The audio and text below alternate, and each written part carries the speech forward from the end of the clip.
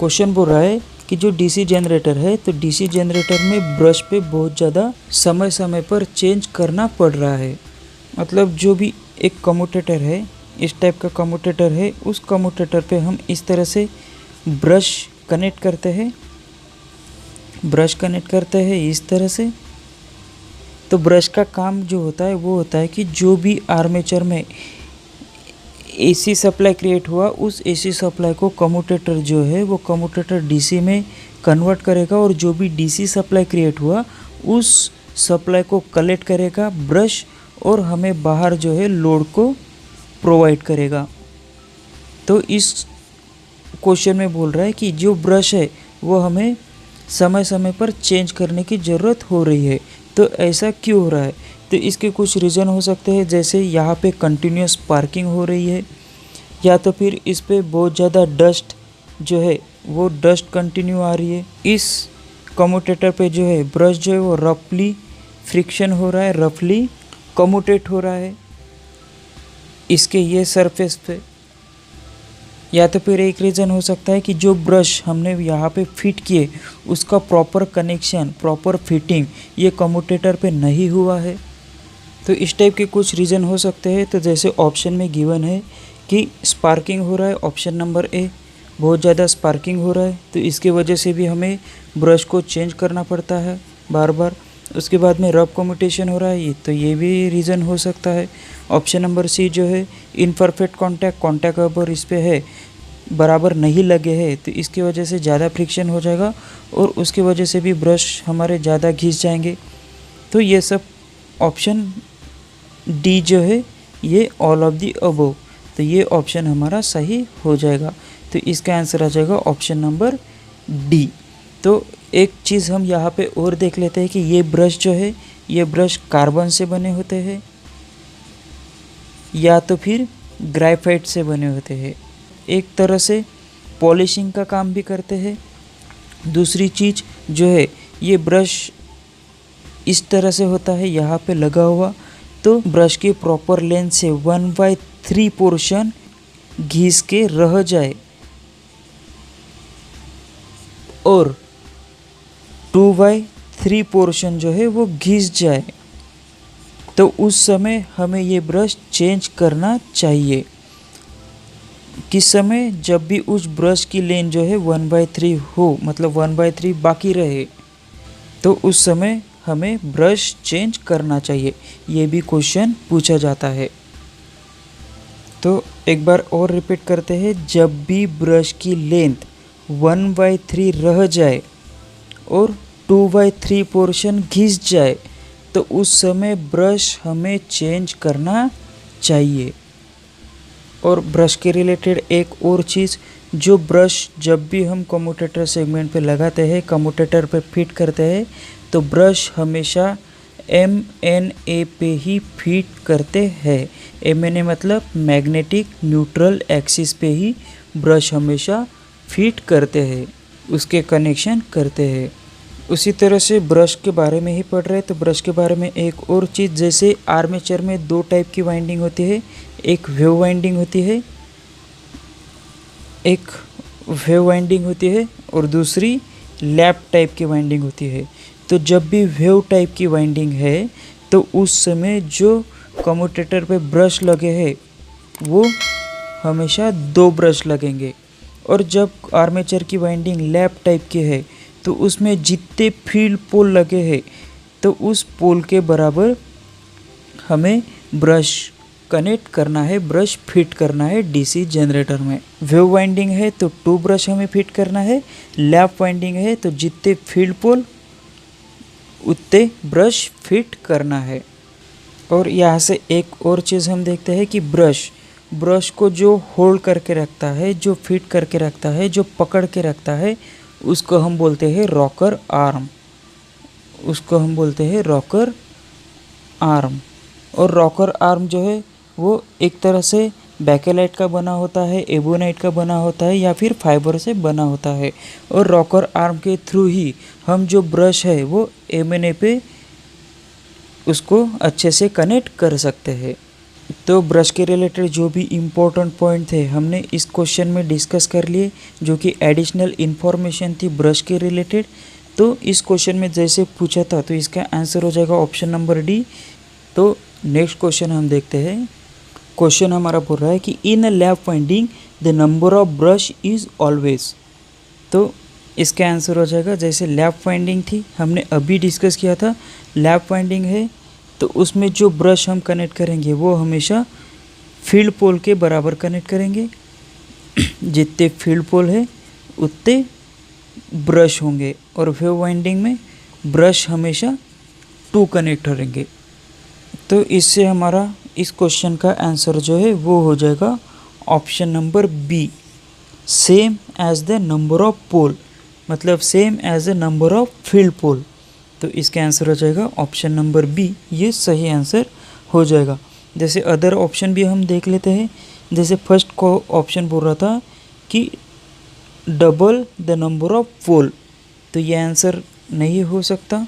उसके बाद में ऑप्शन नंबर सी जो पूछ रहा था कि हाफ द नंबर ऑफ पोल, ये भी नहीं हो जाएगा।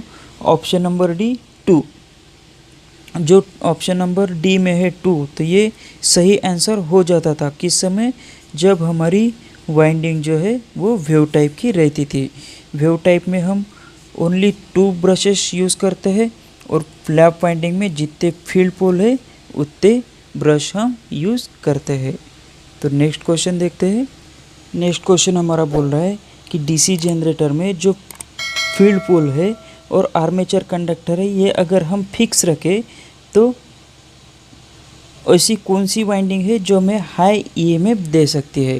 तो इसका आंसर हो जाएगा option number B, wave winding. तो वो किस तरह से हम देखते हैं। जैसे आर्मेचर में 2 टाइप की वाइंडिंग होती है, एक लैप वाइंडिंग और दूसरी वेव वाइंडिंग। तो ये एक ब्लॉक है, ये आप याद कर लीजिए। तो जब भी हमें करंट की रिक्वायरमेंट ज़्यादा चाहिए तो उस समय हम लैप वाइंडिंग करते हैं। जब भी हमें वोल्टेज की रिक्वायरमेंट कम है या फिर इंड्यूस ईएमएफ की रिक्वायरमेंट कम है तो उस समय हम लैप वाइंडिंग यूज़ करते हैं। उसी तरह से जो लैप वाइंडिंग में है, ब्रश हमेशा जितने फील्ड पोल उतने ब्रश हम कनेक्ट करते हैं, जितने फील्ड पोल होंगे उतने यहाँ पे ब्रश हम कनेक्ट करते हैं। अब वेव वाइंडिंग में क्या होगा, इसके अपोजिट में जहाँ पे भी करंट की रिक्वायरमेंट हमें कम है वहाँ पे हम वेव वाइंडिंग करते हैं। जहाँ पे वोल्टेज की रिक्वायरमेंट ज़्यादा है, ईएमएफ की रिक्वायरमेंट ज़्यादा है, तो वहाँ पे हम वेव वाइंडिंग करते हैं। और वेव वाइंडिंग में हमेशा जो ब्रश है वो हमेशा कनेक्ट होते हैं 2 ब्रश। तो जैसे इस क्वेश्चन में पूछा है कि हमें कौन से वाइंडिंग से हाई ईएमएफ मिलेगा, तो हम देखते हैं यहाँ पे है हाई ईएमएफ, तो इसकी वजह से इसका आंसर जो है वो हो जाएगा वेव वाइंडिंग। तो इसका आंसर जो है वो ऑप्शन नंबर बी, ये सही आंसर हो जाएगा। नेक्स्ट क्वेश्चन हमारा बोल रहा है इन अ 4 पोल डीसी मशीन, मतलब 4 पोल की एक डीसी मशीन है, तो नीचे दिए गए ऑप्शन में से कौन सा ऑप्शन सही होगा। तो जैसे हम मान लेते हैं कि ये हमारा एक डीसी मशीन का स्ट्रक्चर है। यहाँ पे एक पोल लगाया, यहाँ पे एक पोल लगाया, यहाँ पे एक पोल है और यहाँ पे एक पोल है। तो अब हम ऑप्शन देखते हैं, ऑप्शन में क्या है, all the 4 pole are north. अगर हम चारों पोल को नॉर्थ करते हैं तो ये पॉसिबल नहीं होगा कि हम इससे इलेक्ट्रिसिटी क्रिएट कर सके। तो ये ऑप्शन जो है ऑप्शन नंबर ए रॉन्ग हो जाएगा। तो इस तरह की कंडीशन नहीं होती।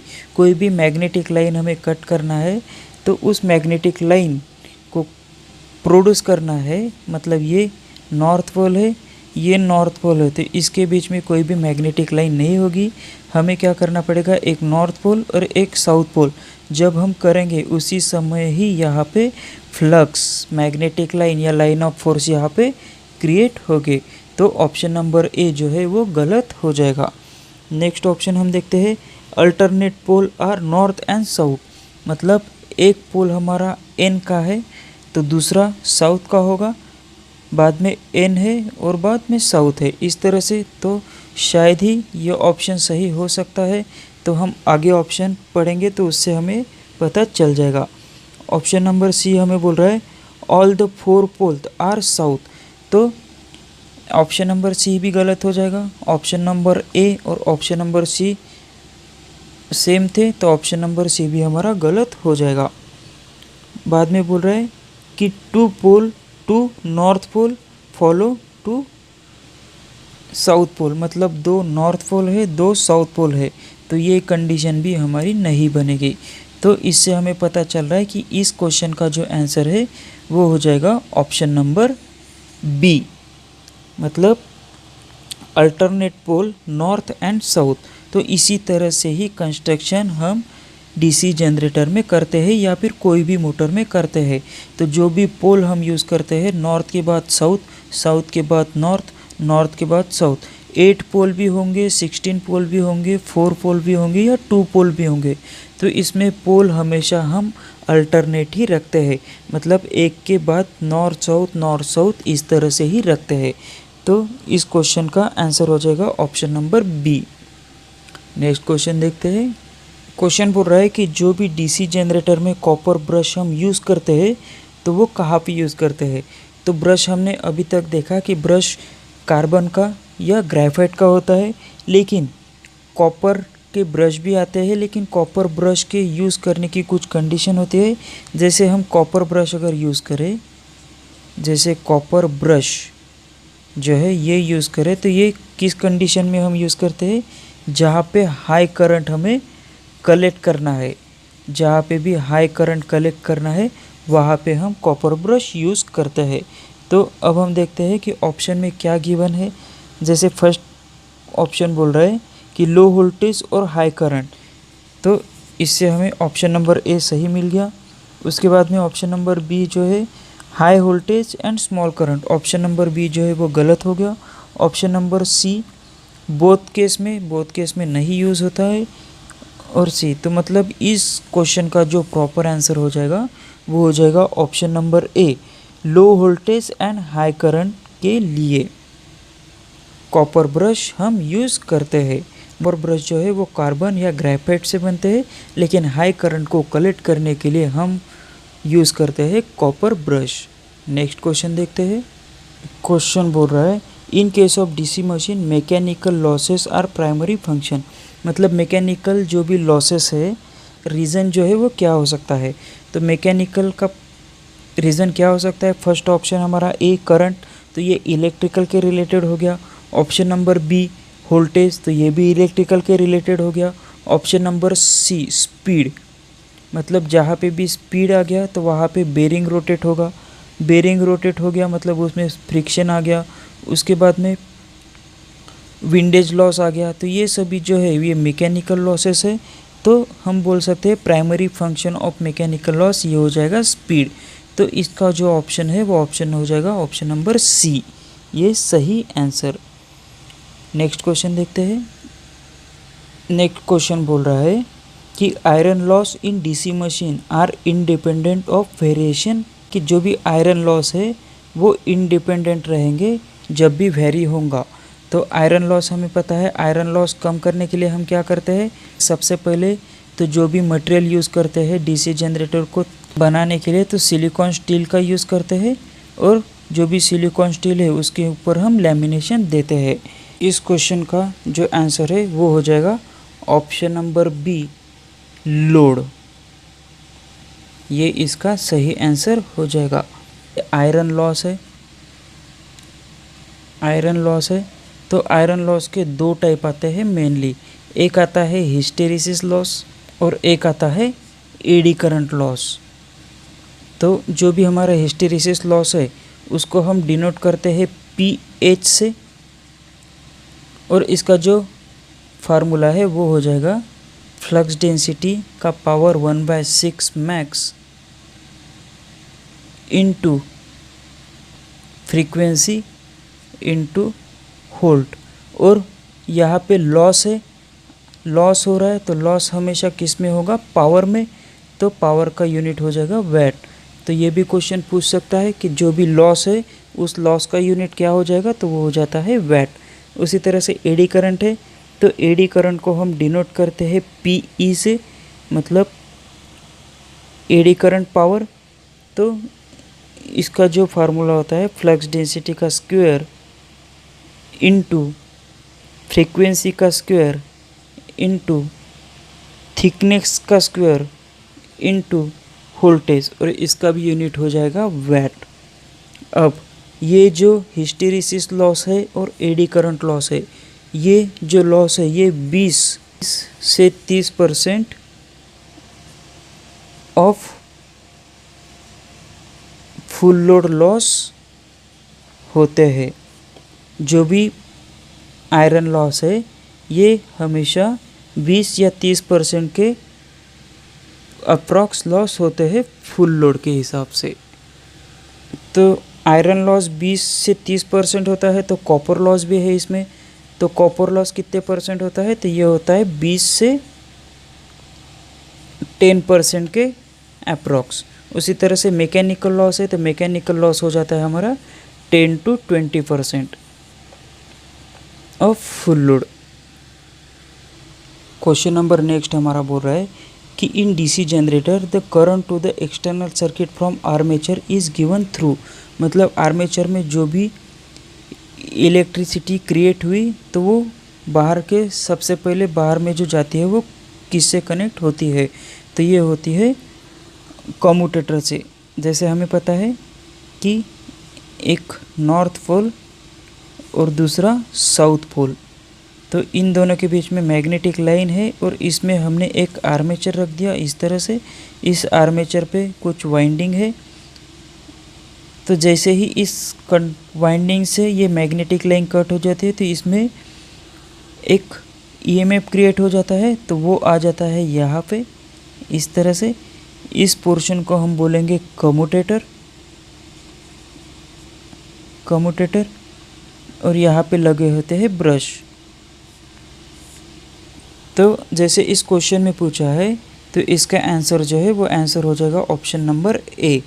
तो जो आर्मेचर का जो एक्सटर्नल सर्किट है जहाँ पे ईएमएफ आता है तो वो आता है कम्यूटेटर पे। नेक्स्ट क्वेश्चन हमारा बोल रहा है कि brush of DC machine are made of, तो हमें पता ही है ब्रश जो है वो बनते हैं कार्बन से। ब्रश जो है वो बनते हैं कार्बन से या फिर ग्रेफाइट से। और इसके अलावा जहाँ पे भी हमें हाई करंट कलेक्ट करना है तो वहाँ पे हम ब्रश बनाते हैं या फिर ब्रश यूज़ करते हैं कॉपर के। तो इस क्वेश्चन में जैसे पूछा है तो इसका आंसर हो जाएगा ऑप्शन नंबर ए, कार्बन के। इसका आंसर हो जाएगा ऑप्शन नंबर ए। नेक्स्ट क्वेश्चन देखते हैं। क्वेश्चन नंबर नेक्स्ट हमारा बोल रहा है कि if V is the flux density, L is the length of conductor and V is the velocity of conductor, then induced EMF is given by। तो इसका एक प्रॉपर इक्वेशन है, जैसे EMF बराबर flux density into length of conductor into velocity sine theta, और इसका unit जो है वो आ जाता है वोल्ट। तो ये प्रॉपर इक्वेशन है इंड्यूस ईएमएफ का। तो इस ईएमएफ इक्वेशन के हिसाब से हम अगर ऑप्शन देखें तो इसका आंसर हो जाएगा option number A, B L V, मतलब flux density, length of conductor और वेलोसिटी। तो फ्लक्स डेंसिटी जो है, तो फ्लक्स डेंसिटी का यूनिट जो है वो आ जाएगा वेबर पर मीटर। यूनिट भी कभी कभी पूछ लेते हैं। तो लेंथ है तो लेंथ का यूनिट आ जाएगा मीटर, लेंथ का यूनिट जो है वो आ जाएगा मीटर।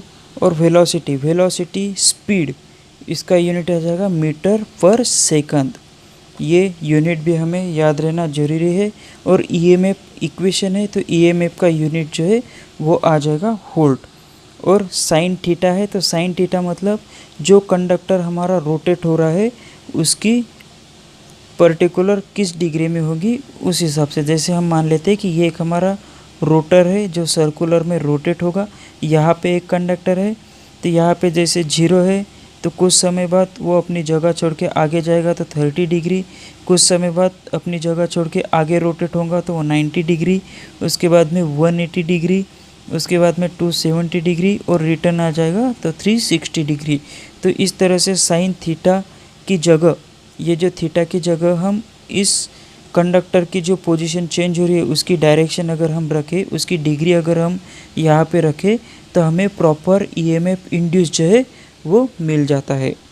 तो ये प्रॉपर टोटल फार्मूला है, तो ये फार्मूला हमें एज इट इज़ याद रहना ज़रूरी है।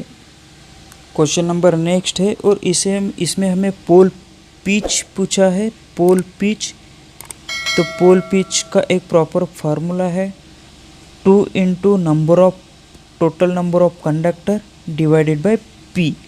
तो 2 ये कांस्टेंट रहेगा, टोटल नंबर ऑफ कंडक्टर, तो यहाँ पे टोटल नंबर ऑफ कंडक्टर जो है वो गिवन है 16 कॉइल, तो हम 16 लिख लेंगे यहाँ पे। और पी जो है, पी मतलब पोल, तो यहाँ पे 2 पोल है तो इससे 2 से कट जाएगा और ये 8 से कट जाएगा, तो पोल पिच हमारा आ जाएगा यहाँ पे, पोल पिच जो है वो आ जाएगा 8। तो इससे हमारा आंसर हो जाएगा ऑप्शन नंबर बी सही आंसर हो जाएगा।